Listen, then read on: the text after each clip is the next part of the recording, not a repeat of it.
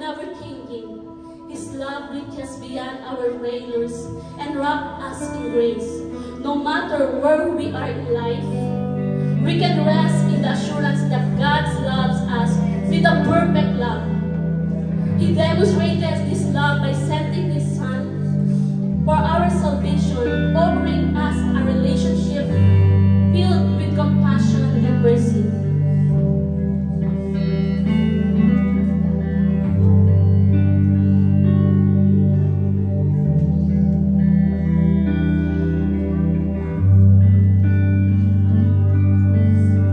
And that is the amazing grace of God. Oh, these pieces broken and stuck.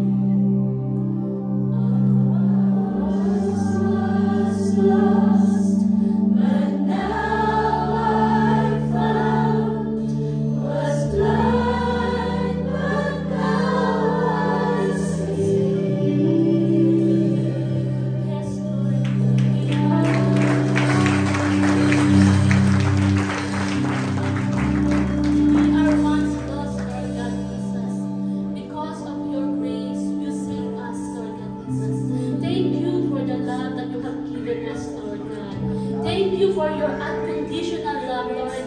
Lord, salamat po, Panginoon, sa iyong anak na si Jesus na ipinagkaloob mo sa amin, Panginoon. Kaya, Panginoon, patuloy kami, Panginoon, na magpupuri sa iyo at magpapasalamat, Panginoon, sa iyong kabutihan, sa iyong kabanalan, Panginoon. Itinataas ka namin, Panginoon, nang walang katulad, Panginoon. No other name like you, Jesus.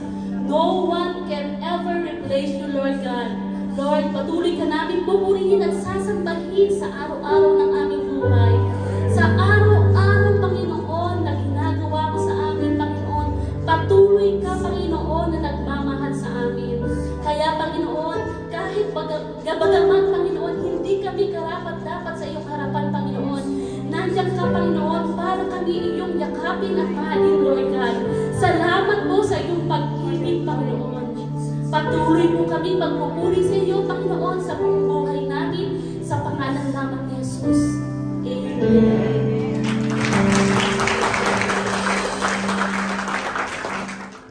Purihin po ang Panginoon sa umagang ito. Ayon po muli ay dadako sa banal na po. Dahil ko pong basahin dito sa unang Korinto chapter 12, verse 17. Ganito po ang sinasabi.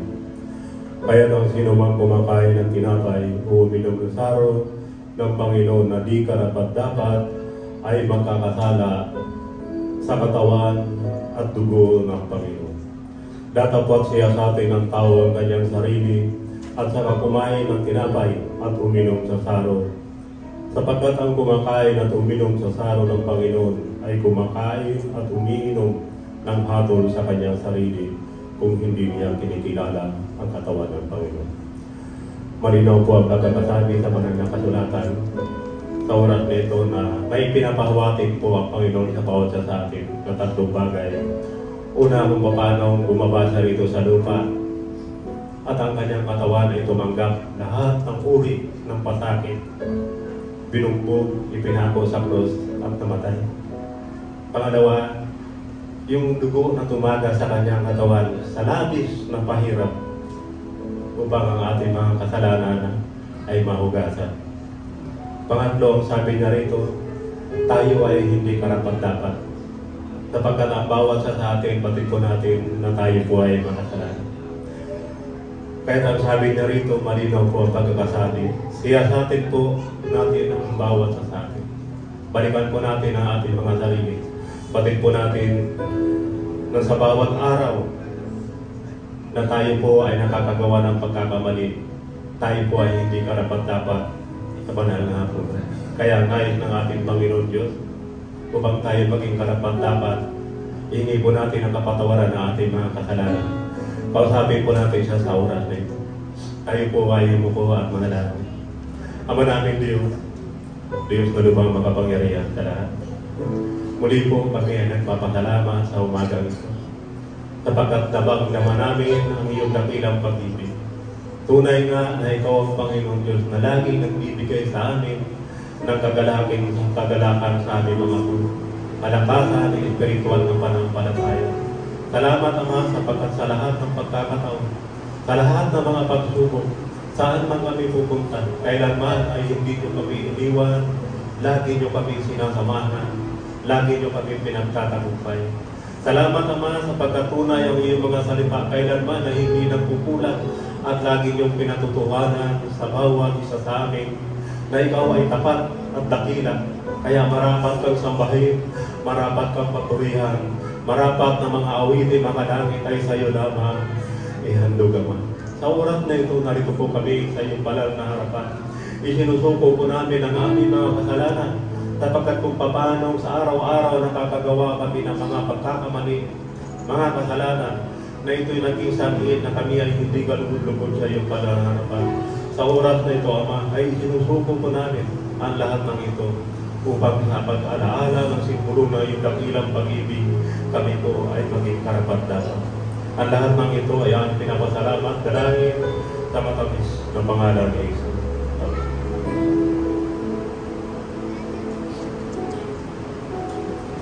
Sapagkat tinanggap ko sa Panginoon ang ibinigay ko naman sa inyo, na ang Panginoong Isus ng gabing siya ay pinagkanulo, ay dumampot ng tinapay, at nang siya ay makapagpasalamat ay kanyang pinagputol-putol. At sinabi, ito ang aking katawan na pinagputol-putol dahil sa inyo. Gawin niyo ito sa pag-alaala sa akin. Sabay-sabay po natin kanin ang tinatag.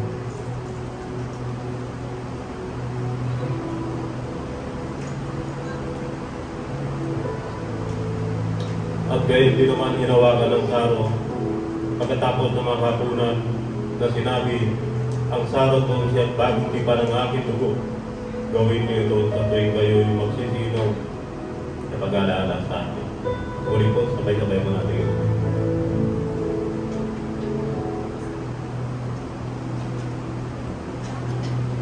Sapagkat sa tuwing kanin ninyo ang tinapay na ito, pag uminom kayo ng saro, ay ihanan ninyo ang pagkamatay ng Panginoon hanggang sa siya ay dumating.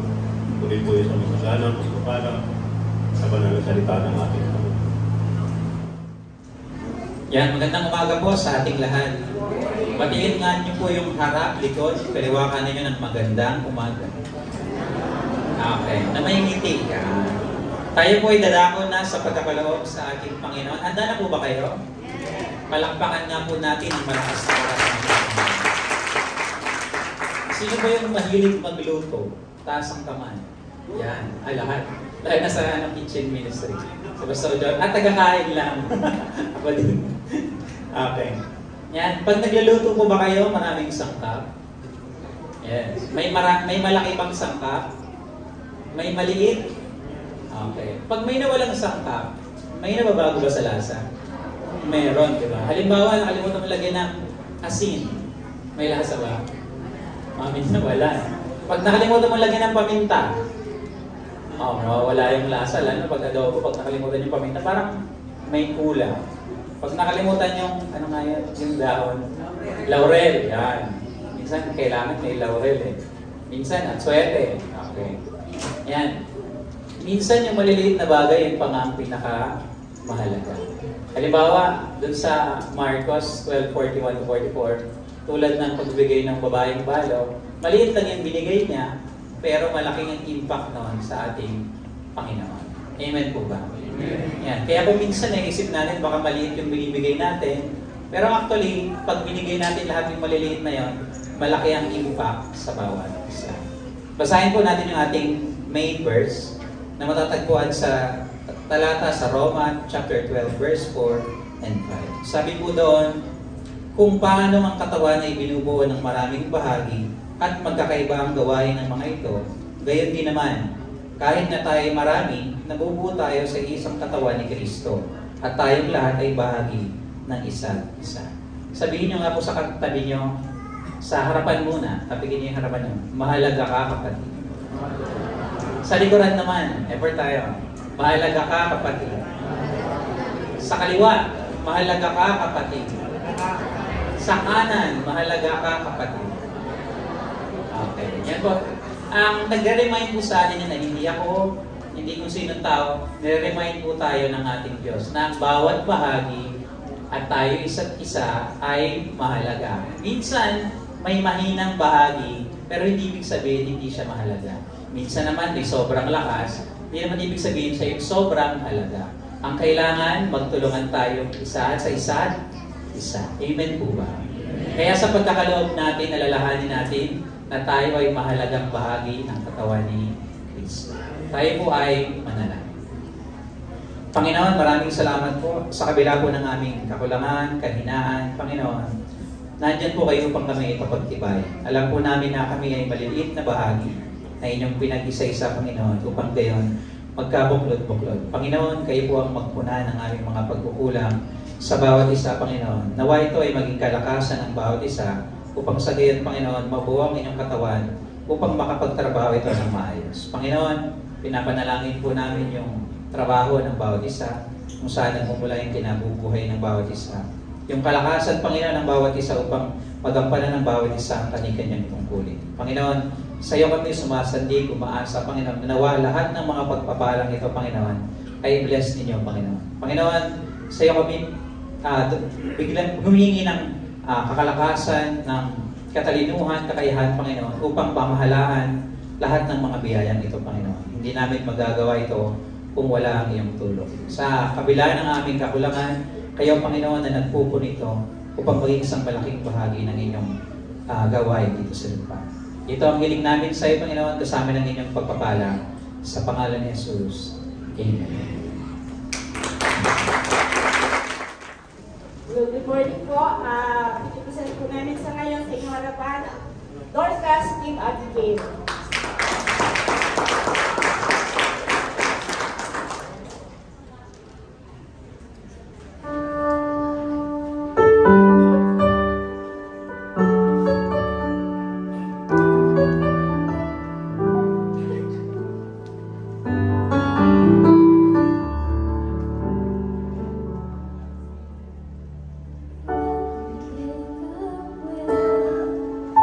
What seems to be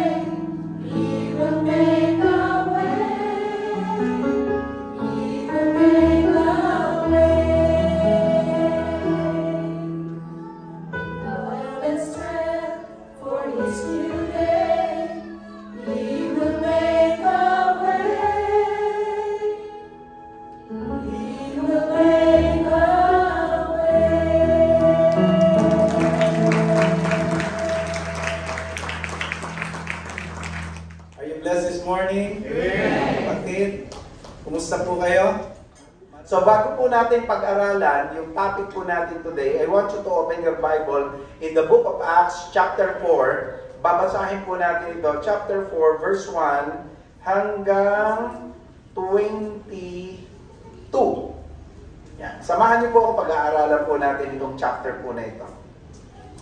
Okay, nakita niyo na po? Sige po. Acts chapter 4, verse 1 up to the following verses. So basahin po natin ito.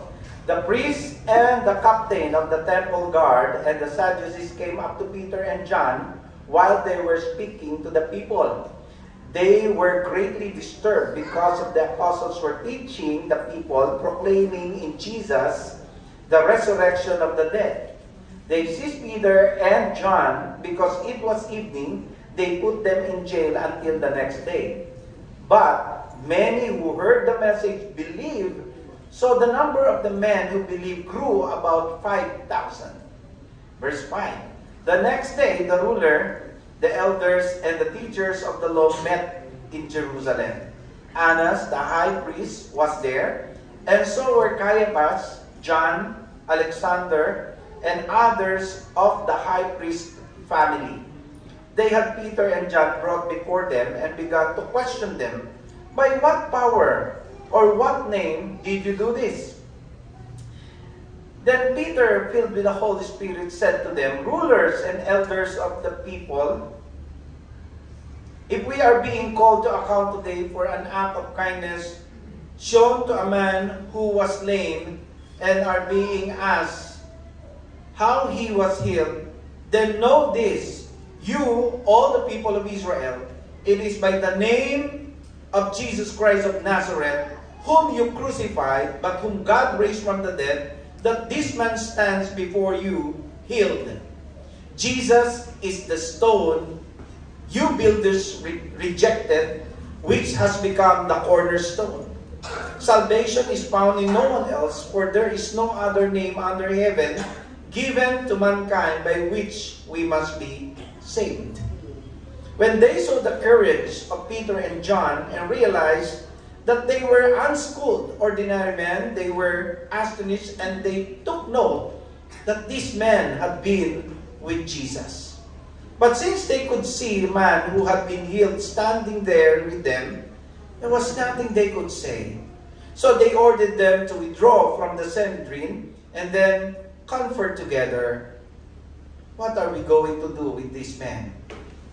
They asked. Everyone living in Jerusalem knows they have performed a notable sign. We cannot deny it. But to stop this thing from spreading any further among the people, we must warn them to speak no longer to anyone in the name or in this name. Then they called them again and commanded them not to speak or teach at all in the name of Jesus. But Peter and John replied, which is right in God's eyes, to listen to you or to him? You be the judge. As for us, we cannot help speaking about what we have seen and heard. After further threats, they let them go. They could not decide how to punish them, because all the people were praising God for what had happened. For the man who was miraculously healed was over 40 years old. Pinagpala ng Diyos ang kanyang mga salita. Tayo po sa oras na ito ay mag-pray, lumapit tayo kay God bago tayo po mag-aaral ng kanyang salita o sa pagpapatuloy ng pag-aaral ng kanyang salita. Lord God, maraming salamat po muli. Minsan pa ay dinala mo po kami sa lugar na ito upang pag-aralan sama-sama, Panginoon, ang iyong mga salita. As we keep on with our team focus on the one, we're asking you, Father God, to be with us. Through the power of your Holy Spirit, help us to understand your leading to your church. We as a church, we submit to you, God, to your authority. Give us, O Lord, the pure understanding right now and the inspiration of the Holy Spirit. Anoint us, O Lord, through your words, in the name of Jesus. Amen. Ang ating pong pag-uusapan ngayon ay pagpapatuloy sa team natin, Focus on the One. And today we're going to talk about be courageous. Ang text po na binasa po natin kanina, yung ating golden text sa mga talatang binasa po natin kanina ay yung Acts chapter 4 verse 20, na ang sabi po doon, as for us, we cannot help speaking about what we have seen and heard. At Tagalog po, hindi pwedeng hindi namin ipahayag ang aming nakita at narinig. The book of Acts tells the story of unstoppable church. Rome tried to silence them, Jewish leaders threatened them, and ordinary people mocked them. Pero kahit ganon, we can see that Peter and John boldly declared, we cannot help speaking about what we have seen and heard. Imagine, kung tayo po kaya ang nasa sapatos nila o sa kalagayan nila. If we were in their shoes, would you still speak if it might cost us our job? Do you think you're going to preach kung mawawalan ka ng trabaho? Would you still witness if it might cost us our friendship? Will you still share the Lord Jesus Christ? Kung lalayuan ka ng mga kamag-anak, buang yan, buang again. Basta tayo dito. Kung ano nakagisna natin, dito tayo. Huwag ka sasama dyan, nasisiraan na ng ulo yan. Kababasa ng Bible. Would you still share the Word of God? Kung mapupulaan ka, would you still stand if it might cost us our lives? Paano na? Kung yung buhay na po natin ang hinihingi ng dahilan po sa pagbabahagi ng mabuting balita, ang tanong po, magbabahagi ka pa rin ba ng mabuting balita? Mga kapatid, kahit ngayon, like what we have heard from the elder, from the young adult, and from the youth, kahit po sa panahon ngayon, nahihirapan po tayo na ibahagi ang mabuting balita ng dahilan sa iba't ibang mga humahadlang. Hindi rin po madali ang mag-share sa panahon ngayon, katulad ng ating mga nadinig. Minsan, like what we have heard, naandyan ang iyak. Minsan naman po, naandyan po yung tinatawag po nating takot, na baka kung gagawin na po natin ito, wala na tayong oras, mawala naman tayo ng trabaho. Ano po? Minsan naandyan po yung pressure. Baka kapag nag-share ako ng gospel, baka ako ay layuan ng mga tao. Pero tandaan po natin ito, a faith that is alive cannot be silent. Ang pananampalataya pong buhay, hindi kailanman matatahimik. Ang tanong ko po ay ito, do you have that kind of faith? Meron ka bang ganong pananampalataya? Kasi kung meron tayong ganong pananampalataya, hindi nito kayang pigilan yung tapang na meron ka. You will become courageous because you have a living faith in our living God. And so, ang question po natin ay ganito, what kind of courage gives us the boldness to share our faith in a fearful world? What kind of courage gives us the boldness to share our faith? Number one, courage that comes from knowing Christ. Ito po yung klase ng tapang na meron tayo. Yung tapang ng dahilan sa pagkakilala natin sa Panginoong Jesucristo.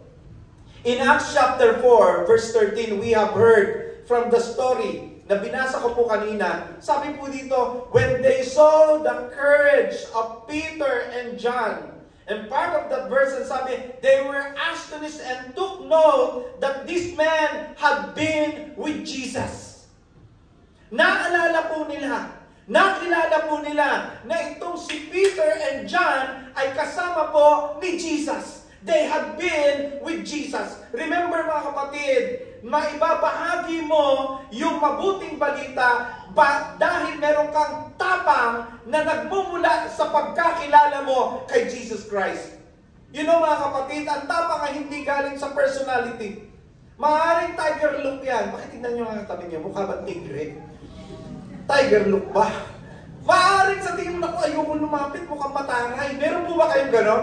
May mga experience po ba kayo na pag nakita mo, medyo alangan ka na kasi parang, naku, nakataas ang kilay nito, mukhang masungit to. Meron po ba gano'n? Meron kayo experience sa gano'n? There are times na pag nakita po natin yung mukha ng tao, parang ayaw na nating lapitan because we thought na baka yung kanyang itsura na yon ay nagdadala ng tapang. And so, ayaw nating approach. Baka kasi tayo po ay sungitan, baka tayo po ay kagalitan. But remember, mga kapatid, hindi sa personality nanggagaling ang tapang. Baka yung tao mukha lang matapang, pero hindi naman pala. Kasi po yung personality, yung itsura po, yung nakikita natin sa mukha, hindi po doon ang tunay na batayan ng tapang. Ito po ay nagmumula, lalo na kung ikaw ay Kristiyano, ang tapang po ay nagmumula sa pagkakilala mo kay Jesus ng lubusan. Wala po yan sa itsura. Ay, ilagay natin doon si Pastor Rodel. Pag ito nilagay natin doon, mukhang matapang to. Hindi po yun sa mukha. Wala po yan sa mukha, mga kapatid. Yung tapang po na yan, na ibahagi ang mabuting balita ay nakabatay po doon sa tunay na relationship na meron ka kay Lord. Nakabatay po yan sa intimacy mo kay Lord. Balikan natin si Peter. Dati si Peter na duwag. Naalala niyo yun? Naalala niyo ba si Peter na duwag? Kailan po yan? 3 beses po niyang itinanggi si Jesus Christ. Pag binalikan niyo po yung Luke chapter 22, verse 61 hanggang 62, makikita po natin na duwag si Peter. Pero napakatapang niya nung una. Sabi niya, Lord, over my dead body, hindi mangyayari yan sa'yo. Pero dumating po yung time nang dinakip na ang Panginoon. At siya po ay sumunod. From a distance, may mga nagtanong po sa kanya kung kilala niya si Jesus. And 3 times, he denied Jesus Christ. Why? Because nandun po yung takot. So hindi po yung personality ang batayan ng tapang. Si Peter, natakot po siya. Pero sa Acts, in the book of Acts chapter 2, makikita nyo, siya yung unang nagdaos ng public crusade or pampublikong pangangaral ng gospel kung saan there were about 3,000 souls na na-save. 3,000 souls na nabaptize. The question is, ano ang nangyari? Ano ang nabago? Yung dating naduwag, ngayon naging matapang. Dati yung tapang po niya kasi galing sa kanyang personality. But this time around, yung courage na meron siya is galing doon sa katotohanan that he had been with Jesus. He realized that he had been with Jesus. At yun po yung gusto kong makita natin. Real courage flows out of a real intimacy with Christ. Kapag ka po ang tao ay merong intimate relationship sa Diyos, diyan po nagmumula yung tapang, kusang lumalabas, yung tapang sa pagbabahagi ng mabuting balita. Going back in the Old Testament, makikita niyo po yung mga taong naduwag, naging matapang na ma-encounter nila si Lord. Moses, in the book of Exodus chapter 3 to 4, makikita niyo po, Moses, he was fearful, puno-puno siya ng pangamba, ng takot, mahiyain po siya, pero nang makaharap niya po ang Diyos through a burning bush, nagkaroon siya ng courage to face the Pharaoh of Egypt. Naalala niyo po yan? Naalala niyo ba si Joshua? Si Joshua na successor po ni Moses. Nang si Moses po ay mawawala na, ibinilin po ng Panginoon kay Joshua ang pamamahala at ang leadership. Mga kapatid, nakakakaba yun. Nakakatakot yun. Iiwanan sa iyo yung bansang Israel dahil hindi pa kumpletong nakukubkob ang promised land. Kabado siya bilang successor ni Moses, pero napanatag siya, nagkaroon siya ng tapang ng sabihin ng Panginoon, I will be with you. Naalala niyo si Stephen? Si Stephen, the book of Acts chapter 7 verse 55 hanggang 56, habang binabato, mga kapatid, hanggang kamatayan, nanatiling matapang. Bakit? Hindi po niya sinabi, teka muna, kapalit-palit ito yung buhay, tama na. Ayoko na. Baka isang bato pa lamang, sumuko na ito at nagsabi, tama na, masakit.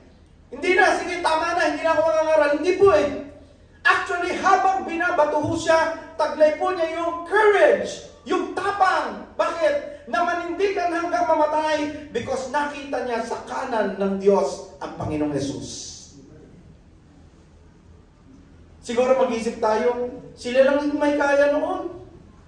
Baka sila lang. Mga kapatid, hindi po eh.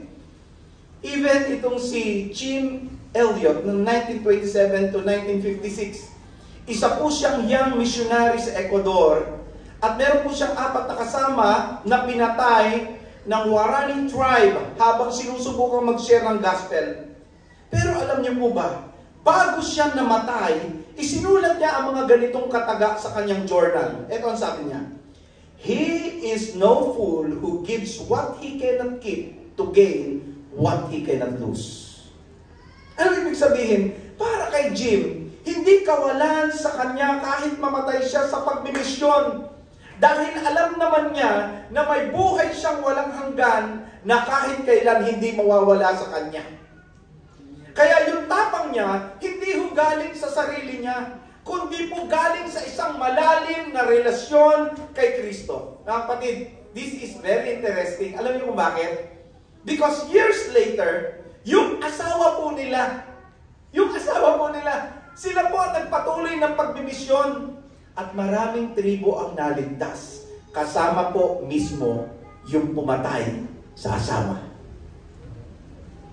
Nakita niyo po? Ang intimacy kay Jesus ay nagbibigay ng tapang na mag-testify kahit ang kapalit po ay buhay. Siguro kung sa iba to, sabihin nila, pinatay na nga yung asawa natin, pupunta pa ba tayo doon? Ay naku, hindi na. Hindi po eh. Nung namatay ang asawa po nila, years later, sila po naman ang pumunta. At pinakita po nilang handa silang mamatay. Pero hindi nagkaganon. Instead, na-convert yung mga tribes kasama po yung pumatay sa asawa po nila. Mga kapatid, ang pinagbumulan po ng tapang, ng lakas, ay ang Panginoon. Hindi kung sino tayo. Parang cellphone. Sino po rito may cellphone? May mga cellphone po tayo. Alam nyo, kahit anong ganda ng cellphone mo, kahit napaka-latest ng cellphone mo, pag yan hindi mo sinaksak sa kuryente, walang silbi. Tama po ba? Sino po rito ang gumagamit ng cellphone na walang power? Hindi mo magagamit eh. Bakit? Walang power. At para magkaroon po siya ng power, kailangan mo siyang i-connect. Kailangan mo siyang ikabit doon sa source para ma-charge po yung ating cellphone. And doon mo lang siya magagamit. Once the power or once your cellphone is connected to the power, magagamit mo siya to the fullest. The same thing mga kapatid, boldness is not about who you are, but who you are connected. Magagamit ka ng Diyos, hindi dahil sa magaling ka, hindi dahil sa personality mo, kundi dahil you are connected and having an intimate relationship with our Savior. Kaya kung minsan may takot tayo eh. Alam niyo kung bakit? Hindi mo palampakan natin ang Lord. Alam mo kung bakit ka takot mag-share? Kasi baka kulang yung intimacy mo kay Lord. And so let me remind all of us again, be intentional with your prayer life. Be intentional with your daily word with God. Bakit? Ito yung charging time mo. Every time na nagpe-pray ka, every time that you open your Bible and you read it, it's what we call charging time. Sina-charge mo yung sarili mo para paglabas mo, you can boldly proclaim the gospel of the Lord. And you can look for open doors to courageously share our Lord Jesus Christ.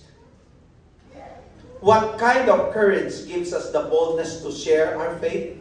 Second, courage that faces opposition with faith. Courage that faces opposition with faith. Alam niyo, yung pananampalataya natin na naaayon sa banal na kasulatan, laging may kontra dyan. Naturalmente, ang kukontra dyan ay yung mga taong walang relationship sa Panginoon.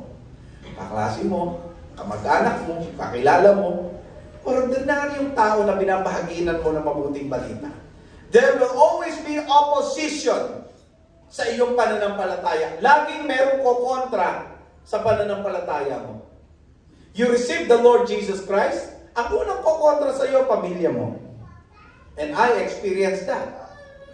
Ang unang magsasabi sa iyo na, alam mo, bakit pupunta ka dyan? Hindi yan yung nakagis na natin. Kung ano nakagis na natin, doon na tayo. Hindi naman po totoo yun eh. Hindi po totoo sa buhay natin na kung ano yung nakagis na natin, doon na tayo. Hindi yung totoo. Alam mo bakit? Bigyan mo po kayo. Nung araw, ano po nakagis na sasakyan ng tao nung araw? Mga lolo-lola nung araw. Ano po? Kabayo, kalesa, ano ba? Kalabaw, ano pa? Aso. Ay, hindi ko nakasama yung aso. Ano ba? Sa ibang bansa pala yun. Ano ba? Meron pa, tao. Di po ba yung binababa? Di ba?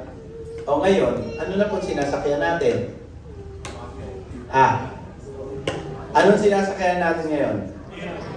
Akala ko ba kung ano nakakis lang doon na tayo? Hindi dapat hanggang ngayon, mga labaw ka. Pangalawa, anong nakagisnan po nating ilaw sa bahay nung araw? Gasera. Di po ba? Ngayon po, anong gamit natin? Bumbilya. Di po ba? Kalaway kung anong nakagisnan na doon na tayo. Hindi dapat huwag kang gagamit niyan. Di ba? Dapat yung parang gasera, yung pagising mo sa umaga, ginano mo ilong mo, ang puti. Hindi, ang itim. Di po ba? Bakit gumagamit tayo ng so, hindi totoo yun. Pero kung minsan, because they are trying to oppose your faith in our Lord Jesus Christ, they will say everything na nonsense. Nonsense yun eh. Bakit? Hindi kasi yung totoo. Hindi totoo na kung ano nakagisnan mo, doon ka na. Hindi po totoo yun. Bakit? Bakit ka lumipat from Kalabaw to Jeep? Bakit ka lumipat from Gasera to Bumbilya? Because meron kang nakitang maganda. At yun po yung gusto nating sabihin sa mga tao na kung ang nakagisnan mo ay hindi naaayon sa Biblia, hindi masama na ikaw ay mag-search at lumipat sa mas maganda. Amen po ba?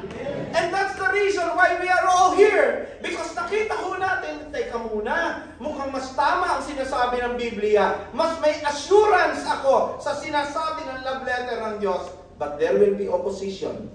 Tandaan niyo po yan. But courage faces opposition with faith. Tignan niyo po yung Acts chapter 4 verse 19. Sabi po nila Peter, they were opposed by these people, by these religious leaders.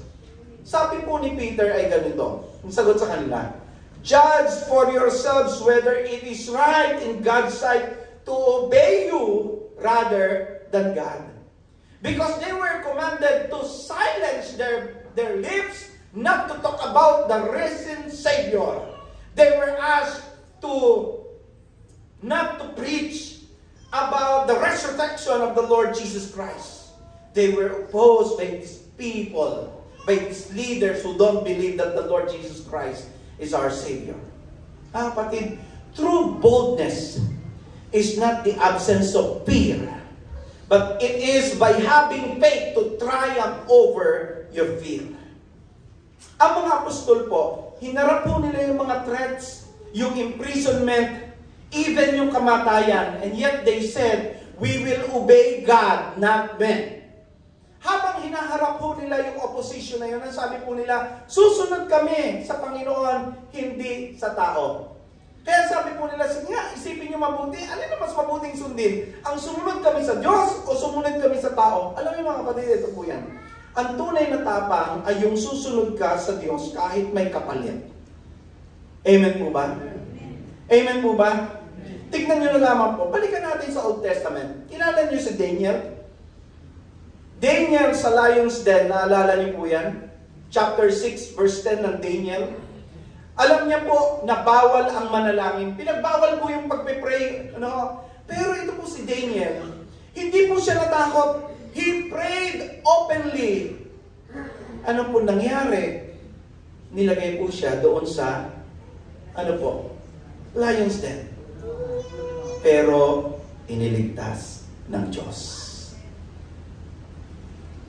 Tayo kung minsan yung pananalangin lang, kinatatakutan pa natin eh. Ano yung paano mo nasabi? Ikaw mag-pray, oh, bakit ako? Eh, sino pa? Halimbawa po, kakain kayo. Di ba? Kakain kayo sa lamesa, sa isang lamesa. Tapos oras na para kumain. May magpe-pray. Ikaw mag-pray. Oh, bakit ako? Siya na lang. Kita nyo, prayer lang, kinatatakutan mo pa. Di ba? Eh, wala namang hatol ng kamatayan pag nanalangin ka. Sa food chain man yan o sa bahay man ninyo. Walang utos na pag nanalangin ka, ilalagay ka sa lion's den. Wala. O hindi lalo ka lang natakot kung may ganung utos. Eh wala pang utos na gano'n. Minsan takot na tayo. Mga kapatid, si Daniel, merong natanggap na utos. Bawal ang manalangin and yet he prayed openly. Pero ano po ginawa ng Diyos? Nung inilagay po siya sa yungib ng mga leon, niligtas siya ng Diyos. Si Shadrach, Meshach, and Abednego ng Daniel chapter 3 verse 16 to 18. Pinilit po silang sumamba sa ribultong ginto ni Nebuchadnezzar. Hinirap po nila ito ng buong tapang. Ano po ang sagot po nila? Even if God does not deliver us, we will not bow. Hindi kami sasamba dyan. Alam nyo, nung tinapon sila, doon po sa hurno o sa tinatawag nating pugon na pinainit ng 7 beses mga kapatid. Nung tinapon po sila doon sa naglalagablab na pugon, hindi po sila nag-amoy sunog. Kahit puhok. In fact, kasama pa nga po nila mismo ang Panginoong Jesucristo. Sumama po sa kanila. Si Jeremiah, the prophet, sa Jeremiah chapter 20 verse 9, nung minsan po ayaw niya nang magsalita dahil sa persecution. Ano po ang sabi niya? Nung ayaw niya nang magsalita, His words, dito po, sabi niya, His words in my heart like a fire shut up in my bones. I am weary of holding it, indeed I cannot. Sabi niya, hindi ko kayang itago. Despite the persecution, sabi niya, itatry ko sanang itago, pero sabi niya, parang apoy sa aking mga buto. Hindi ko kayang i-contain. Ibig sabihin, kailangan ko ito ipangaral. Tignan niyo po si Apostle Paul, doon sa Acts chapter 21 verse 13. Kahit po siya pinagbawalan na baka siya po ay mahuli at patayin pag umuwi siya ng Jerusalem, ito po ang sabi niya, I am ready not only to be bound, but also to die in Jerusalem for the name of the Lord Jesus. Walang kinatatakutan maliban sa Diyos. Itong mga tao ito, walang kinatatakutan maliban sa Panginoon. Ito po ang maganda. Pag wala kang kinatatakutan kundi ang Diyos, wala ka ng ibang katatakutan pa. Sabi nga po ng isang quotation, sabi ni Oswald Chambers, sabi niya, the remarkable thing about fearing God is that when you fear God, you fear nothing else. Yung lahat na may takot sa Diyos, wala na silang katatakutan iba pa. Amen? Wala na. Bakit? Ultimately, takot ka sa Lord. That's it. Alam niyo, meron ako isang nabasa tungkol po sa isang college student sa US.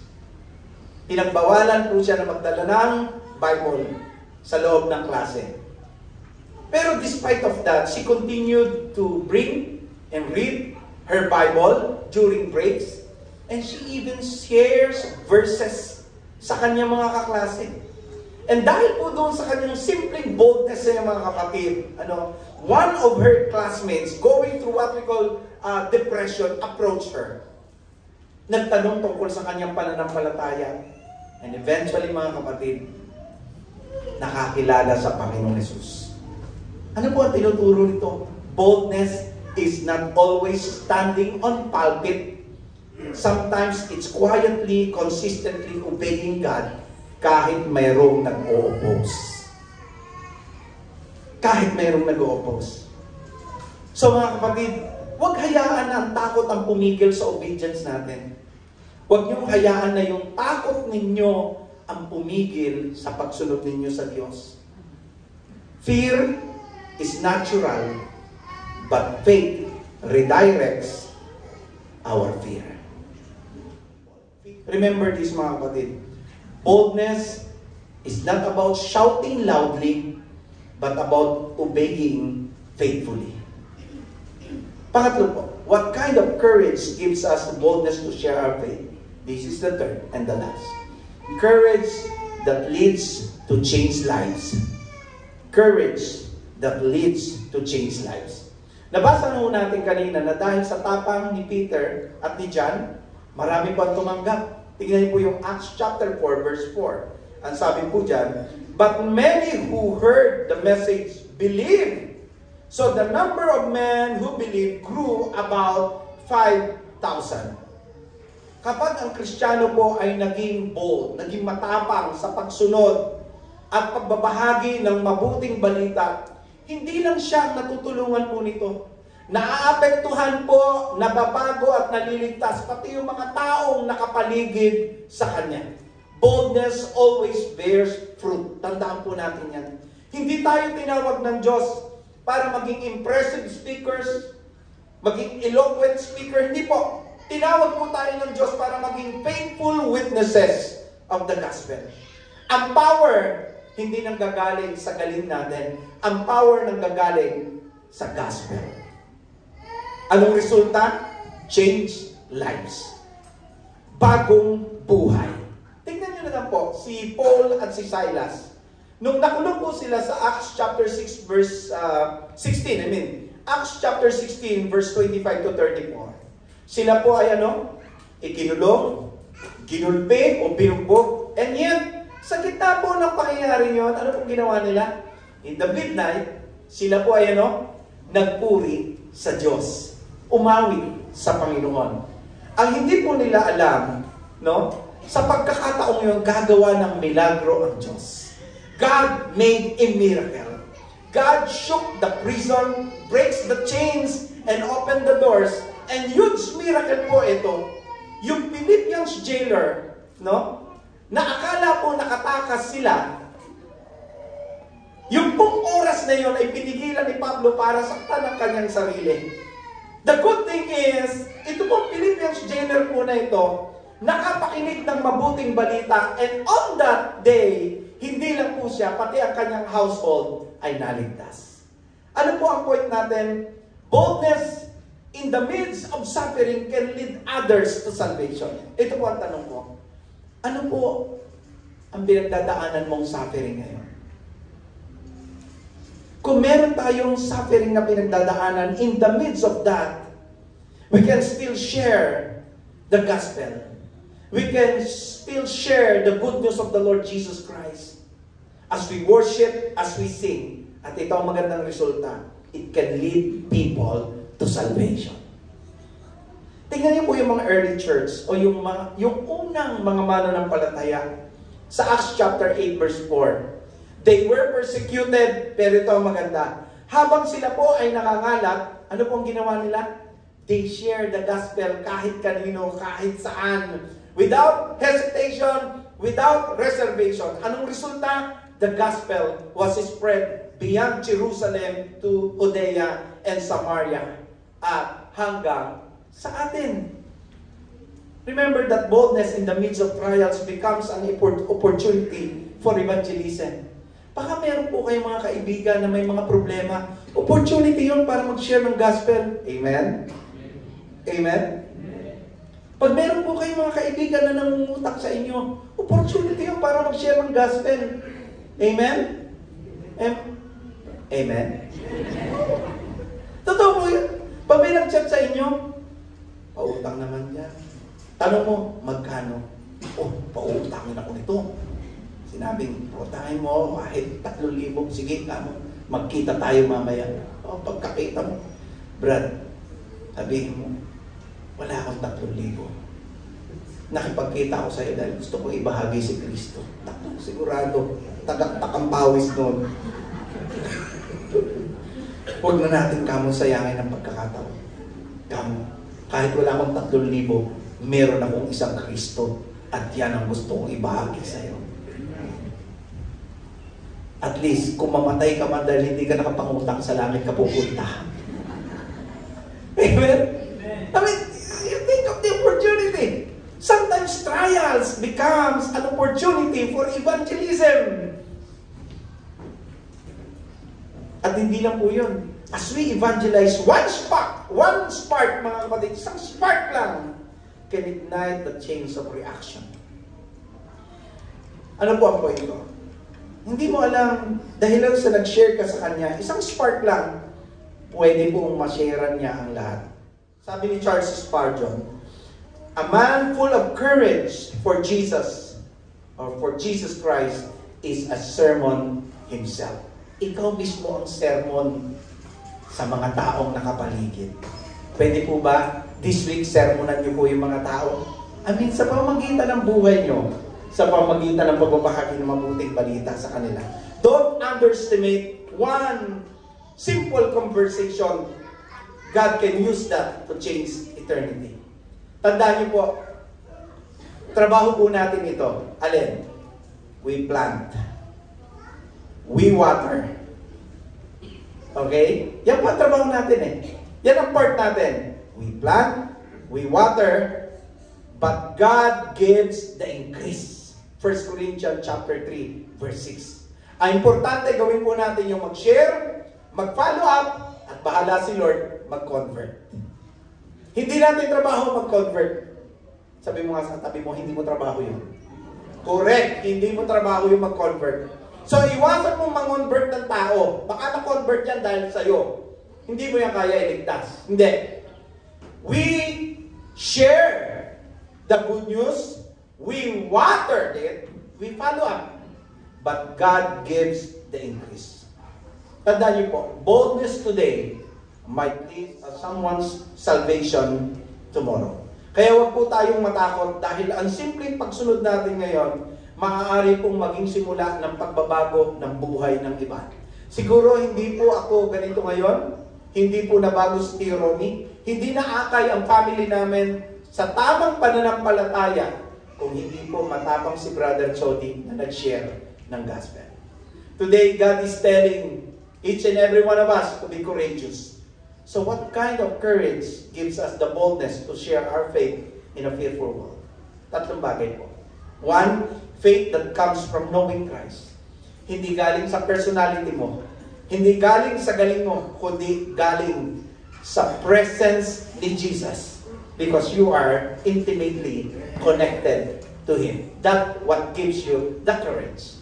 A second, courage that faces opposition with faith. Ang tunay po na tapang, hindi po yung absence ng takot, kundi yung patuloy na pagsunod sa Panginoon, kahit na sa totoo lang, meron kang takot. You overcome it by putting your faith and your trust in our Lord Jesus Christ. And the third, courage that leads to change lives. Kapag tayo po ay naging bold sa pagsunod sa Panginoon, may buhay na maaabot at mababago.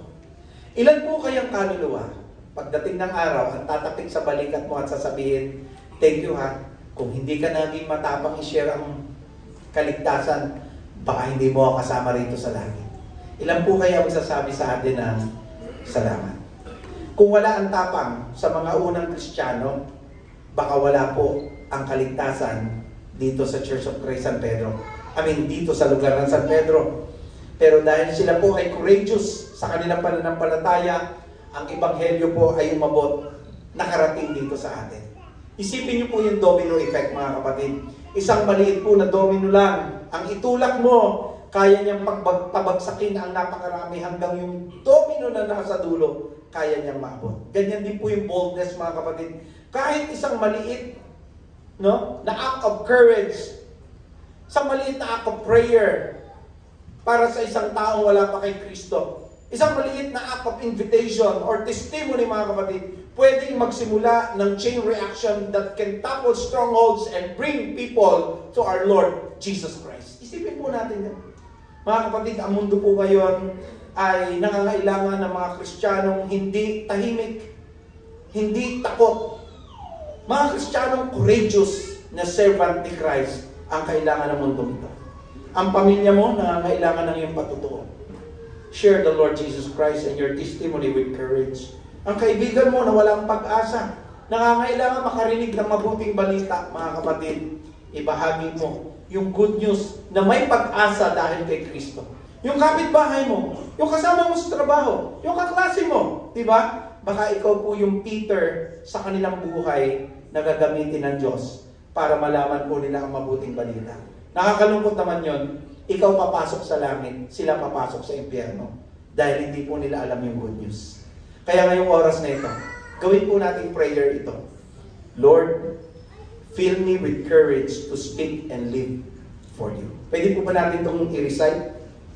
Sabihin nga po natin to, Lord, fill me with courage to speak and live for you. Mga kapatid, let us all be courageous and learn to stand up for Jesus. Palakpakan natin ang Panginoon. Can we stand up for Jesus? Come on.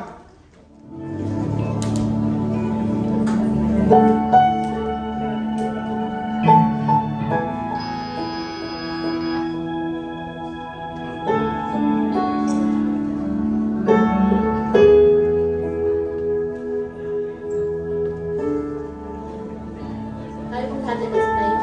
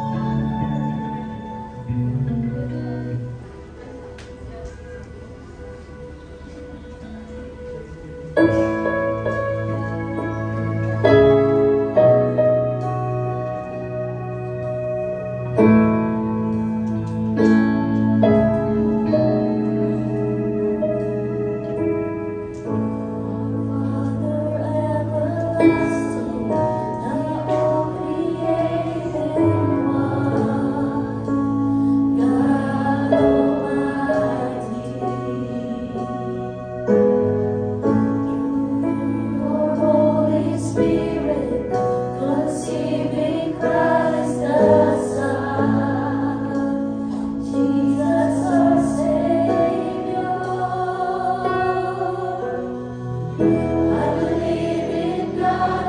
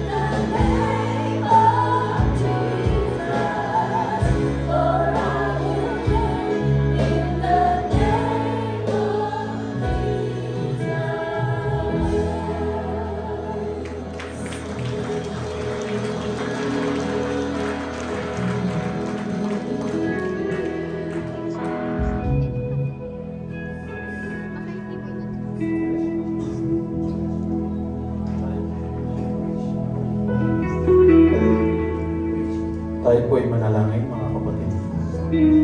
Ama naming Diyos na makapangyarihan sa lahat, Panginoon, maraming salamat po, Panginoon. Kami po, Panginoon, ay nasa huling part na po ng aming gawain. Salamat po, Panginoon, sa paggabay niyo po sa amin, Panginoon.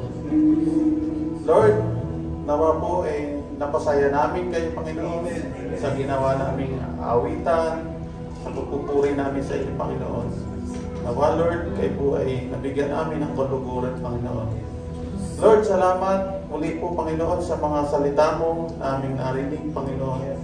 Na ito po, Panginoon, ay muli at bigay sa amin ng encouragement, Panginoon. Na maging matapang kami, Panginoon, sa pagbabahagi ng inyong salita, Panginoon. Dahil dito po, Panginoon, marami pong mga tao ang maliligtas, Panginoon, dahil sa mga salita mo na matapang namin ipapahayag, Panginoon, sa aming paligid, Panginoon, sa mga mahal namin sa buhay, kaibigan, mga kaklase, at lahat ng mga tao na aming makakasalamuha, Panginoon, ay magawa namin, Panginoon, na ibahagi ang inyong mga salita, Panginoon.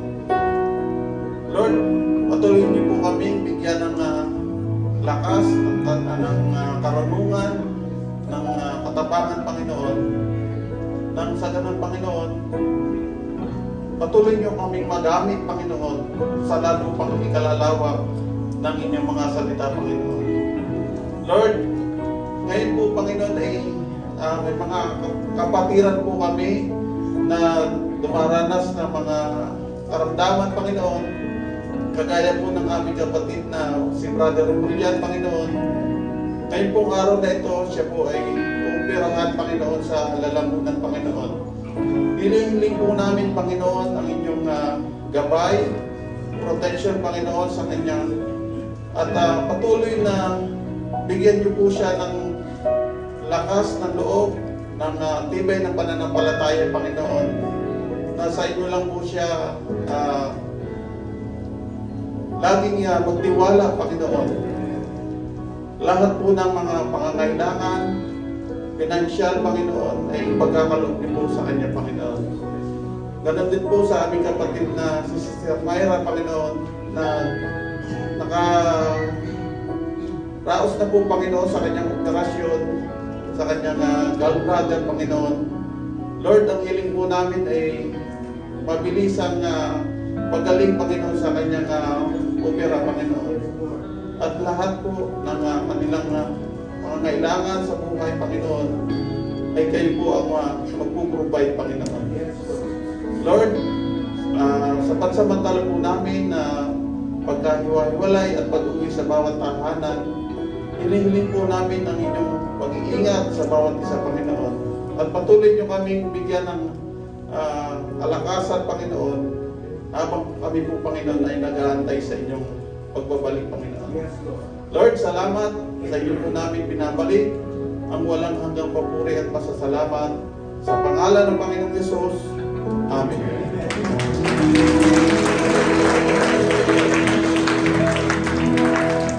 Kapatid, tanggapin po natin ang pagpapala. Naway lumago kayo sa kagandahang loob at sa pagkakilala sa ating Panginoon na tagapagligtas na si Jesucristo. Sa Kanya kalwalhatian, ngayon at magpakailanman. Amen.